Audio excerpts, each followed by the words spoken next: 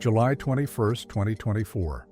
Czech climber Marek Holeček is 7,200 meters above sea level. Every step sinks like sand.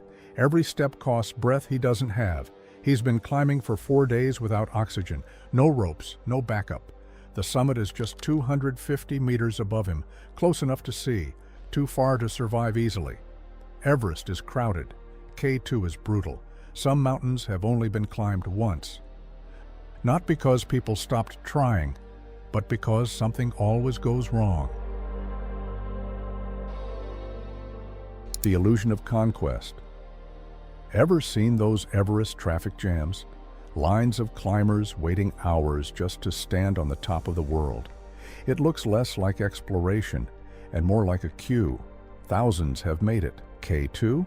Brutal, yes, but still conquered, again and again. There are mountains out there that don't care about experience, money, or preparation.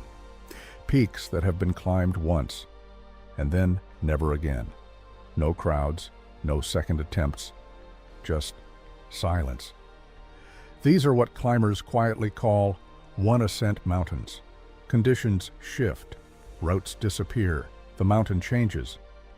Because up there, nature isn't something you conquer, it's something that decides very briefly whether you're allowed in.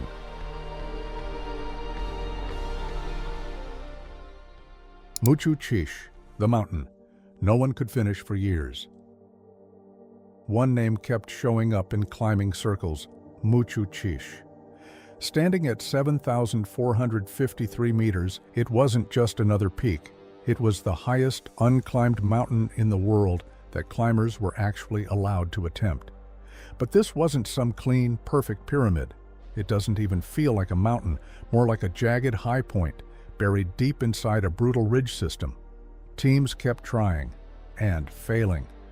In 2023, a Czech team pushed higher than almost anyone before them, around 7,200 meters, just 250 meters from the summit, close enough to see it, at 7,200 meters. They made the hardest decision a climber can make. They turned back. Why? Because of the snow. It wasn't the weather, it wasn't at altitude, it was snowing. Every step collapses. No support, no rhythm, just loose powder, draining everything. Imagine that. You take one step and stop, breathing, waiting, forcing your body to recover just to take another. The summit is right there, visible, but every meter feels heavier than the last. Most teams had already turned back because of this, but not them. In July 2024, they returned with one idea: move fast or don't survive. No waiting for perfect conditions, no slow climb, just continuous movement. 6 days, no oxygen, no margin for error. 6 days later, they reached the summit, the first humans ever to stand on that summit. And then they turned around. That's when it got dangerous, because the moment they turned around, everything changed. Within an hour, visibility collapsed. No horizon, no depth, no safe path. Within an hour, everything disappeared. No horizon, no depth, no safe path. They weren't navigating anymore, they were guessing. And up there, one wrong guess isn't a mistake. It's the end. Karjiang 1, the avalanche trap. For decades, Karjiang 1, 7,221 meters, sat there untouched. Not because climbers ignored it, but because every time they got close, something felt wrong. Japanese and Dutch teams reached nearby peaks, looked up at the main summit, and backed off. They described it like this: a face ready to shatter. One wrong step and the entire slope could slide. This wasn't about skill, it was about survival. Then, in August 2024, a small Chinese team moved fast. No heavy setup, no long wait, just a narrow weather window, and they took it. 3 days later, they stood on top. For a few hours, everything held. Because on Karjiang, if your timing is off by even a few hours, you don't climb it, you run from it. Sasir Kangri 2 East, the human limit. Sasir Kangri 2 East, 7,518 meters, wasn't just unclimbed, it was locked away. Sitting near the Siachen Glacier, one of the most militarized zones on Earth, access alone was a challenge. When a small American team finally got permission in 2011, they didn't take the easy way. They went straight up the southwest face, a brutal 1,700-meter wall of ice and rock. They made it. First ascent, clean, controlled. And then the descent started. Steve Swenson's body began shutting down, high-altitude pulmonary edema. His lungs suddenly filled with fluid. Every breath is worse than the last. Hallucinations kicked in, and then he couldn't even speak. Imagine being that high and realizing your body is giving up.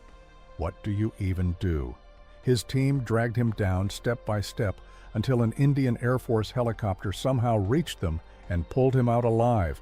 They won the mountain. But up there, your body decides if you survive.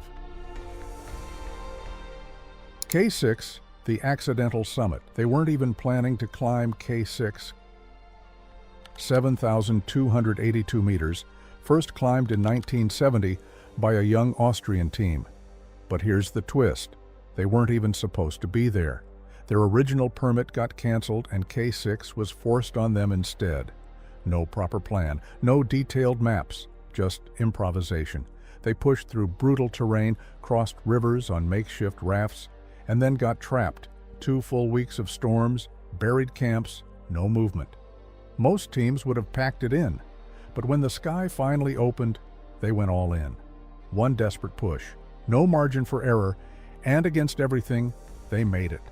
Here's the thing though, yes, K6 has seen later attempts, but that original route? Climbers still look at it and think twice, because that climb wasn't just skill, it was luck, mixed with a little bit of madness. Kulakangri, the Forbidden Mountain. But wait, this one isn't blocked by danger, it's blocked by belief. Kulakangri, 7,538 meters. First climbed in 1986 by a massive Japanese-Chinese expedition, over 40 climbers fixing ropes, setting camps, slowly forcing a path upward. And then, everything changed.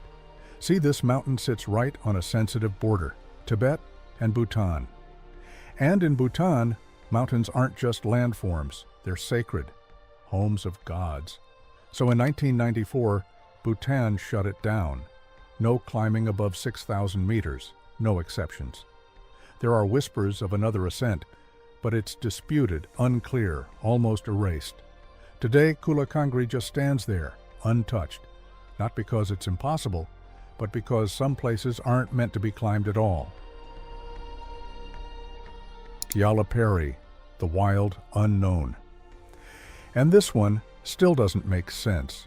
Gyalapari, 7,294 meters, rises straight out of dense jungle into the sky, one of the most dramatic vertical walls on Earth, a brutal 3,000-meter rise above the Tsangpo Gorge, climbed once in 1986 by a Japanese team, and then nothing. No repeats. A Spanish expedition tried in 1998, but turned back. Conditions, terrain, just too unpredictable. There are stories like a bear wandering near a high camp, but nothing confirmed, and that's the point. Some mountains aren't just dangerous, they're too wild to even understand. Namcha Barwa, the falling mountain. But this one, it almost feels cursed. Namcha Barwa, 7,782 meters, the eastern anchor of the entire Himalaya.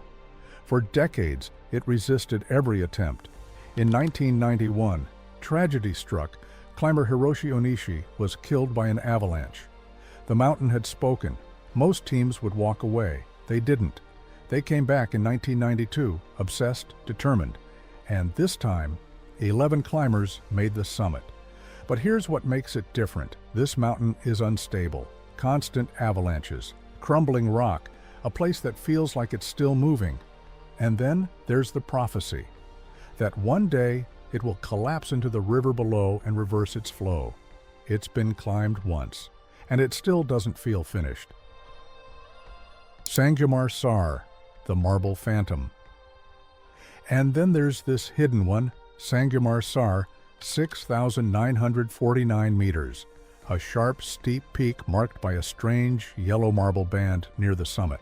Climbed once in 1984 by a Japanese team. Clean ascent, no drama. But when the British team returned later, everything had changed. Warmer conditions turned the route into a rockfall nightmare. Stones flying constantly, injuries, retreat, same mountain, completely different reality. Sometimes the route doesn't get harder, it just becomes impossible. Some mountains are climbed, some survived, some only let you win once. The snow shifts, the wind changes, and the path disappears. Up there, it's never about skill alone. It's the mountain that decides who reaches the top and who comes back.